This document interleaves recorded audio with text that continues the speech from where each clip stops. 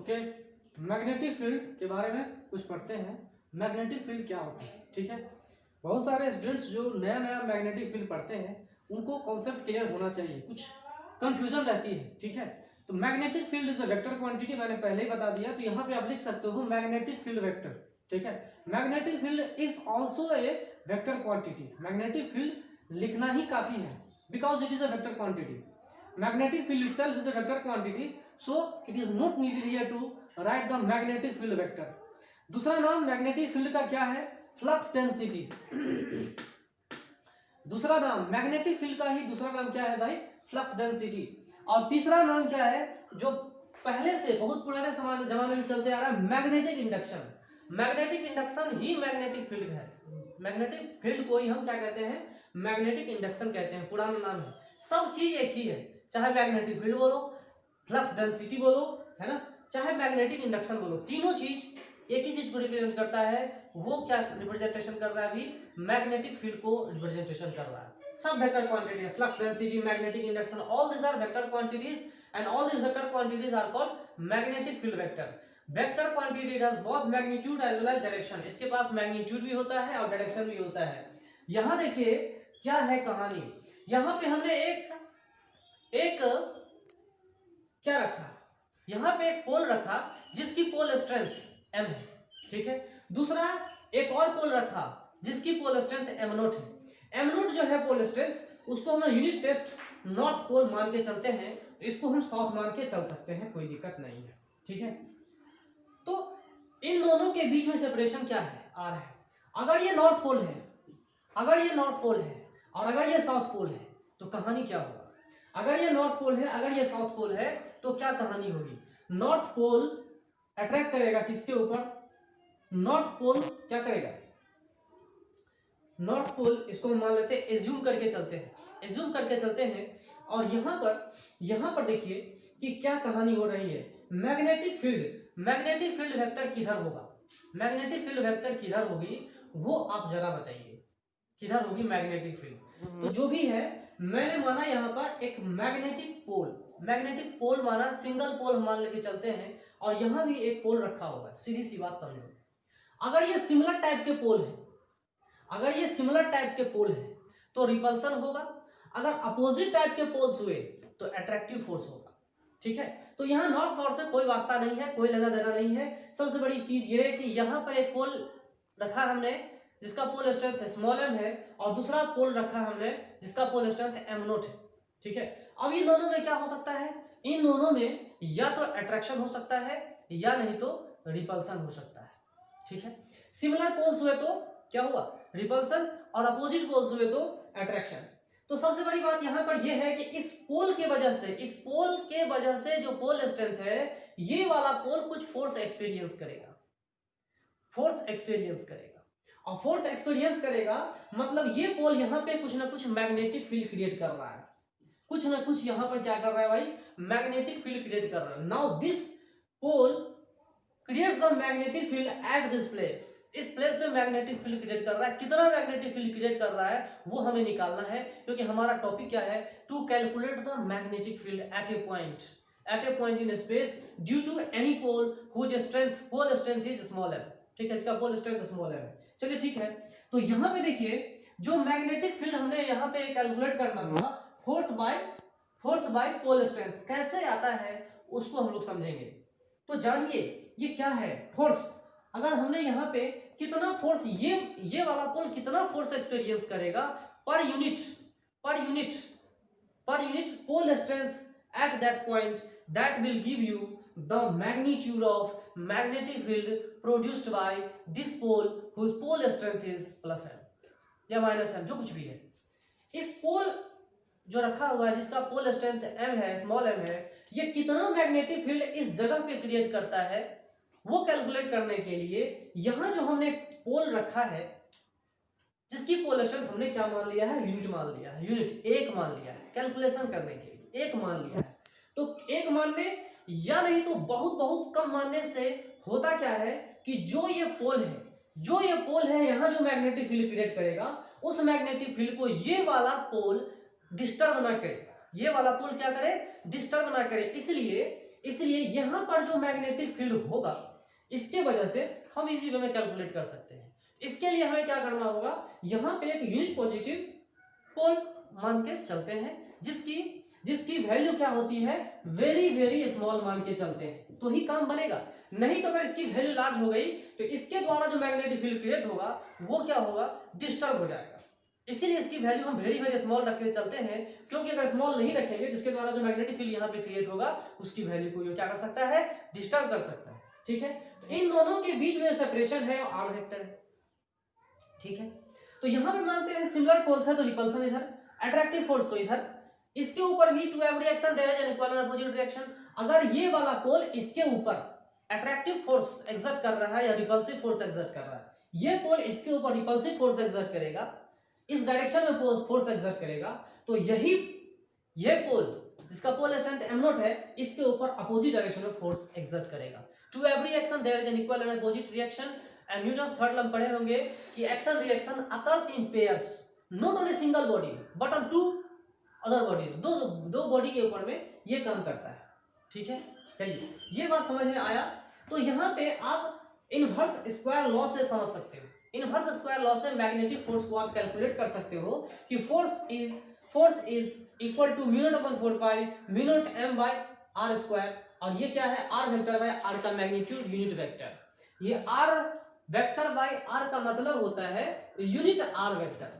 तो इस बात से आपको पता चल गया होगा, और बाय एक्सपेरिमेंट्स, बहुत सारे एक्सपेरिमेंट जब हो चुके हैं तो ये क्लियर कट इंडिकेशन दे दिया गया है कि force is directly proportional to magnitude of the pole strength.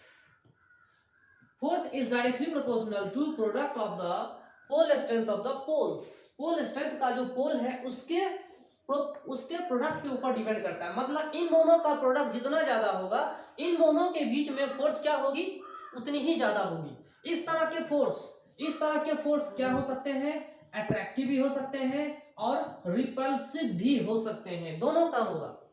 समझ में आ रहा है? अगर ये दोनों सिमिलर टाइप के पोल्स हुए, दोनों नॉर्थ पोल हो गए तो क्या होगा, रिपल्सन होगा। अगर ये अपोजिट पोल्स है, एक साउथ पोल एक नॉर्थ पोल, तो अट्रैक्टिव फोर्स एक्सर्ट होगा उनके बीच में। तो ये जो हमने फोर्स कहा, force is directly proportional to product of the pole strength of this poles if and only if r is constant. अगर सेपरेशन हमारा कांस्टेंट है, अगर हमारा सेपरेशन क्या है, कांस्टेंट है, तो इनवर्स स्क्वायर लेस हम समझ सकते हैं कि force is directly proportional to product of the pole strength of the poles. दूसरा चीज समझिए, दूसरा चीज क्या कह रहा है, this type of magnetic force between two poles, this type of magnetic force between two poles is inversely proportional to a square of the separation between them. Force is inversely proportional to a square of the separation between them, so this is called inverse square law। ये क्या कहलाता है, inverse square law कहलाता है। Inverse भी है, square भी है। तो इफ एंड ओनली इफ, अगर मैं इफ एंड ओनली इफ यहाँ पर m इंटू m0 जो है वो क्या है, कांस्टेंट है।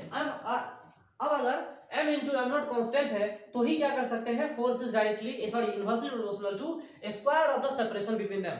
तो कहने का मतलब ये है कि मान लो ये नॉर्थ पोल है और ये साउथ पोल है, अगर हमने इन दोनों का सेपरेशन घटाया तो अट्रैक्टिव फोर्स हो चाहे रिपल्सिव फोर्स हो, अगर नॉर्थ पोल है साउथ पोल है तो अट्रैक्टिव फोर्स, जिस तरह सेपरेशन घट रहा है फोर्स की मैग्नीट्यूड क्या होगी, बढ़ेगी। तो कौन सा फोर्स भाई, अट्रैक्टिव फोर्स। लाइक दैट समझिए, अगर मैं इन दोनों को दूर कर रहा हूं तो सेपरेशन क्या हो रहा है, बढ़ रहा है। सेपरेशन बढ़ने से क्या होगा, फोर्स की वैल्यू घट जाती है। तो ये फोर्स क्या है भाई, मैग्नेटिक फोर्स कहलाता है। इस फोर्स को हम क्या कहते हैं, मैग्नेटिक फोर्स कहते हैं। ठीक है, इन दोनों लॉज को कंबाइन करके हमने ये बनाया, force is directly proportional to m0 into m by r square and proportionality constant हमने mu not upon 4 pi value डाल रखा है।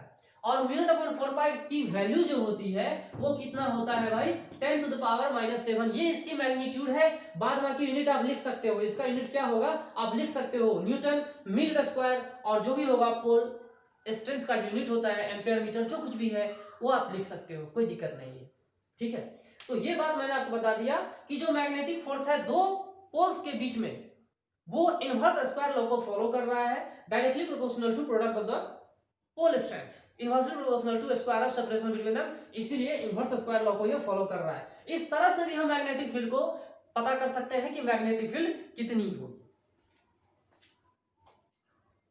ठीक है, तो जो ये मैग्नेटिक फील्ड यहाँ पे आपको दिख रहा है, ये मैग्नेटिक फील्ड जो हमने डिफाइन किया था फोर्स बाय क्या, force by pole strength, force by unit pole strength, force by unit pole strength. तो हम यहाँ लिख सकते हैं, कोई दिक्कत नहीं, force by unit pole strength. तो m0 से डिवाइड करेंगे तो ये क्वांटिटी क्या आएगा, μ0.4 पाई m/r²। तब सवाल ये है कि मैग्नेटिक फील्ड किन किन चीजों के ऊपर डिपेंड कर रहा है, तो क्लियर कट आपको पता चल जाएगा कि magnetic field is directly proportional to strength of the pole, strength of the pole, ठीक है, उस पोल के स्ट्रेंथ पे डिपेंड कर रहा है डायरेक्टली। अगर ये पोल स्ट्रेंथ ज्यादा है इसका, तो इस पॉइंट पर मैग्नेटिक फील्ड भी ज्यादा होगी। अगर इसका स्ट्रेंथ कम है तो मैग्नेटिक फील्ड भी क्या होगा, यहाँ पर कम होगा, ठीक है। अगर कोई इन्फ्लुएंसर नेता आता है तो उसका भाषण सुनने के लिए बहुत सारे लोग आते हैं, ठीक है। अगर कोई पॉपुलर टीचर यूट्यूब पे पढ़ाना शुरू कर दे, ठीक है, तो उसके सब्सक्राइबर बहुत ज्यादा बढ़ जाते हैं, व्यूज भी बहुत सारे बढ़ जाते हैं, पसंद आने पर, अच्छा लगने पर, ठीक है। तो होता क्या है, यहाँ पे इसका पोल स्ट्रेंथ ज्यादा, तो यहाँ पर मैग्नेटिक फील्ड क्या होगी, ज्यादा होगी। अगर यहाँ पे पोल स्ट्रेंथ कम है तो मैग्नेटिक फील्ड भी कम है, सीधी सी बात है, इक्वेशन बता रहा है, मैथमेटिकली भी मैं इसको बता रहा हूँ। Inversely proportional to magnetic field is inversely proportional to square of the separation between them. Separation घटा, मैग्नेटिक फील्ड बढ़ा, सेपरेशन बढ़ा, मैग्नेटिक फील्ड घटा। तो आप मैग्नेटिक फील्ड को इस तरह से भी डिफाइन कर सकते हो, यूनिट भी लिख सकते हो, कोई दिक्कत नहीं है।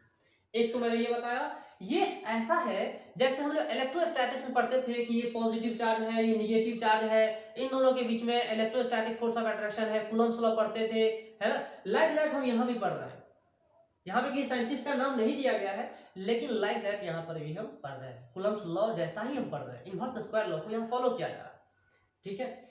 तो इस सब चीजों को आप पढ़ लिए हैं। मैग्नेटिक फील्ड भी आप निकाल सकते हैं, अगर आपको पोल स्ट्रेंथ की वैल्यू पता हो, आर की वैल्यू SI यूनिट में ले लेंगे, μ0.4 पाई की वैल्यू ले लेंगे, तो मैग्नेटिक फील्ड की वैल्यू पता चल जाएगी। कोई आश्चर्य की बात नहीं है, बहुत बड़ी बात नहीं है, ठीक है, बहुत सिंपल सी चीज है, इस चीज को आप लोग समझ सकते हो। एक तो मैग्नेटिक फील्ड को इस तरह से डिफाइन किया गया था। तो मैग्नेटिक फील्ड को डिफाइन कैसे किया गया, magnetic field at a point is defined as magnetic force per unit pole strength, per unit pole strength, और magnetic field is defined at a point is equal to force per unit pole strength.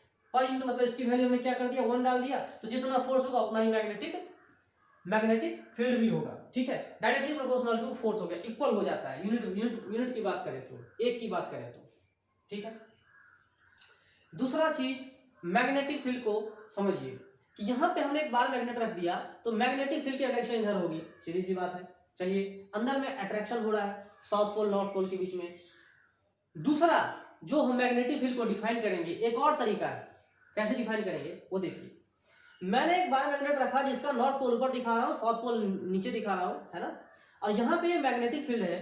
तो सवाल ये है कि अगर इसका pole strength +m है, +m रख दिया और मैग्नेटिक फील्ड यहाँ पे B वेक्टर रख दिया, तो ये फोर्स इधर लग रहा है, इसके ऊपर फोर्स किधर लगेगा, तो अपोजिट डायरेक्शन में लग जाएगा। इतना ही मैग्नीट्यूड का, इतना ही मैग्नीट्यूड है, क्योंकि यहाँ पे -m आ जाता है ना, साउथ पोल है इसलिए माइनस में आ जाएगा। तो ये अगर हमने F फोर्स रखा है तो ये फोर्स क्या होगा, -F हो जाएगा, अपोजिट डायरेक्शन में हो जाएगा।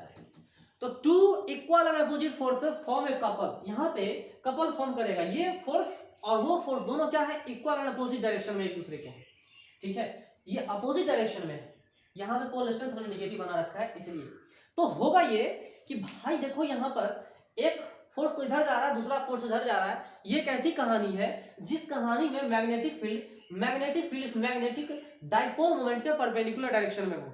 मैग्नेटिक फील्ड इधर है, डाइपोल मोमेंट क्या है, जस्ट अपोजिट डायरेक्शन में है। तो हमने टॉर्क लेते हैं, यहाँ पे देखिए टॉर्क हमने लिया, ये टॉर्क क्या बताता है, ये टॉर्क क्या बताता है, torque is defined as m cross b, m cross b यहाँ पे डिफाइन करते हैं। तो यहाँ पर तो मैग्नेटिक फील्ड है ना, तो यहाँ पे अगर मैग्नेटिक फील्ड है तो यहाँ कपल भी लिख सकते हैं। तो यहाँ पे फिर मैग्नेटिक फील्ड को हम डिफाइन कर सकते हैं, फिर मैग्नेटिक फील्ड का वैल्यू पता कर सकते हैं। Magnetic field is torque per unit dipole moment, torque per unit dipole moment, या couple formed per unit dipole moment, ठीक है। और ये इस कंडीशन को सेटिस्फाई कर रहा है कि इसमें डाइपोल मोमेंट जो होगी, मैग्नेटिक डाइपोल मोमेंट जो होगी, वो मैग्नेटिक फील्ड के जस्ट परपेंडिकुलर डायरेक्शन में होनी चाहिए, तो ही ये कहानी बनेगी इस तरह से, ठीक है, तो ये कहानी बनेगी। इस तरह से भी आप लोग मैग्नेटिक फील्ड को डिफाइन कर सकते हैं। ये दूसरा मेथड मैंने आपको बताया मैग्नेटिक फील्ड को कैलकुलेट करने का। तीसरा मेथड अब समझिए, तीसरा मेथड मैग्नेटिक फील्ड को हम कैसे जानते हैं। ठीक है, तो बहुत सारे टीचर्स क्या करते हैं, पहले ही स्टार्ट करते हैं ये टॉपिक, बोलते हैं कि देखो बच्चों, एक चार्ज पार्टिकल को हमने क्या कर दिया, मैग्नेटिक फील्ड में प्रोजेक्ट किया। मैग्नेटिक फील्ड में प्रोजेक्ट करने से क्या होता है कि वेलोसिटी वेक्टर, ये वेलोसिटी वेक्टर जो है, ये वेलोसिटी वेक्टर जो परपेंडिकुलर डायरेक्शन में होगा, जो परपेंडिकुलर डायरेक्शन में होगा वही कुछ ना कुछ फोर्स एक्सर्ट कर पाएगा। चार्ज पार्टिकल क्या होनी चाहिए, न्यूट्रल नहीं होना चाहिए। ये जो वेलोसिटी वेक्टर है perpendicular to this magnetic field होना चाहिए, तो ही फोर्स एक्सपीरियंस होगा। ठीक है, तो परपेंडिकुलर डायरेक्शन में होगा तो मैक्सिमम फोर्स कब होगा, मैक्सिमम फोर्स कब होगा, तो मैक्सिमम कब होगा जब ये फोर्स इन दोनों के परपेंडिकुलर तो है ही, इन दोनों के परपेंडिकुलर तो है ही, लेकिन इन दोनों के बीच में एंगल 90 डिग्री होनी चाहिए। जब इन दोनों के बीच में एंगल 90 डिग्री होनी चाहिए तो फोर्स क्या होगा, मैक्सिमम होगा। और चार्ज बाय परपेंडिकुलर वेलोसिटी, जो कुछ भी है परपेंडिकुलर वेलोसिटी, तो मैग्नेटिक फील्ड भी यहाँ पे क्या होगा, मैक्सिमम होगा। चलिए बहुत अच्छी बात है। तो इस तरह से हम लोग मैग्नेटिक फील्ड को डिफाइन कर सकते हैं। तो मैग्नेटिक फील्ड को मैंने तीन तरह से आपको बताया। पहला तरीका बताया था एक पोल लेकर के, इस पोल के वजह से यहाँ कितनी मैग्नेटिक फील्ड होगी at a distance r from that pole whose pole strength is plus m और माइनस m व्हाटएवर, जो कुछ भी है। दूसरा मैंने बताया टॉर्क को डिफाइन करके, torque is m cross b। तो m क्रॉस b में भी आप देख सकते हो कि magnetic field torque by per unit magnetic dipole moment आ रहा है। दो चीजें बताया। तीसरा चीज मैंने बताया कि चार्ज पार्टिकल को हम प्रोजेक्ट करते हैं मैग्नेटिक फील्ड में, तो वेलोसिटी वेक्टर के दो कंपोनेंट होते हैं, एक कंपोनेंट मैग्नेटिक फील्ड के परपेंडिकुलर डायरेक्शन में और एक component parallel to magnetic field. तो पैरेलल टू मैग्नेटिक फील्ड कुछ भी कंट्रीब्यूशन, कोई भी फोर्स में कंट्रीब्यूशन नहीं कर पाता। जो भी मैग्नेटिक फोर्स में कंट्रीब्यूशन आता है वो सिर्फ और सिर्फ परपेंडिकुलर वेलोसिटी कंपोनेंट ही फोर्स एक्सपीरियंस करवाता है। याद रखिएगा इस चीज को, और इससे पहले भी हम लोग इस चीज को पढ़ चुके हैं। तो ये हमारा टॉपिक जो था काफी आसान था। ठीक है, तीन मेथड से आप मैग्नेटिक फील्ड को बता सकते हो कि क्या होता है मैग्नेटिक फील्ड। ठीक है, मैंने आपको सिर्फ और सिर्फ समझाने के लिए बताया, समझ लो इन सब चीजों को, है ना। और बहुत सारे न्यूमेरिकल्स भी आएंगे और उन न्यूमेरिकल्स को सॉल्व करना परम जरूरी है, बहुत जरूरी है ना। बिना न्यूमेरिकल के आप IIT नीट जो कुछ भी है क्रैक नहीं कर सकते। ओके।